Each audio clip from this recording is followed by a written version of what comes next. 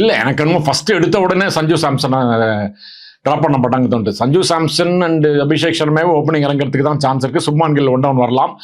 அப்படி சுப்மான் கில்லை வந்து T20 one டேக்கு தான் ஆடுறது நல்லதுன்னா சஞ்சு சாம்சனை ஒன் டவுன் இறக்கிப்பாங்க. அப்புறம் வந்து சூரியகுமார் யாதவ் 2 டவுன் வந்துட்டு திலக் வர்மா 3 டவுன் வருவாங்க.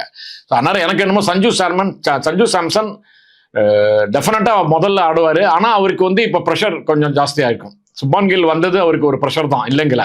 அவர் ப்ரூவ் பண்ணணும். சரி, you have to take it as challenge. Challenges are coming to எந்த டைரக்ஷன்ல எப்படி வேணா யாருக்கு வேணா வரும் சேலஞ்சஸ், எந்த கேம்ல வேணா வரும். அதே மாதிரி வந்திருக்கு அவரு. கன்சிஸ்டன்சி இல்லை அவர்கிட்ட. செஞ்சுரி அடிப்பார், ஒரு 3 மேட்ச் 4, 5, 6 ஈவன் டக்குன்னு அவுட் ஆவாரு, திருப்பி இன்னொரு செஞ்சுரி அடிச்சிருவாரு. அது மாதிரி ஆடின்னு இருக்காரு. பட் அவர்கிட்ட வந்து ஒரு பெட்டர் கன்சிஸ்டன்சி இஸ் எக்ஸ்பெக்டட். இந்த ப்ரெஷர்னால ஒருவேளை இன்னும் பெட்டர் ஆடலாம். அவரு இன்னும் கொஞ்சம் ரெஸ்பான்சிபிலிட்டி எடுத்து ஆடலாம். சார், இப்போ ஜிதேஷ் சர்மா உள்ள வருவார் அப்படின்னு தான் நிறைய டாக்ஸ் போயிட்டு இருக்குல்ல சார். இப்போ நிறைய நம்ம நியூஸ்லாம் படிக்கும்போது சஞ்சு சாம்சனுக்கு வந்து மிட்ல சான்சஸ் கம்மி, ஜிதேஷ் வில் பி இன் அப்படிங்கிறாங்களே, அதை நீங்க எப்படி பாக்குறீங்க? ஜிதேஷ்க்கு வந்து சான்சஸ் நிறைய இருக்குன்னு பாக்குறீங்க? I see Jitesh Sharma only as a backup second wicket keeper batsman. இந்த இப்போ ரீசன்ட் ஐபிஎல்ல ஸ்டார் இது பிளேயர் ஃபார் பெங்களூர்.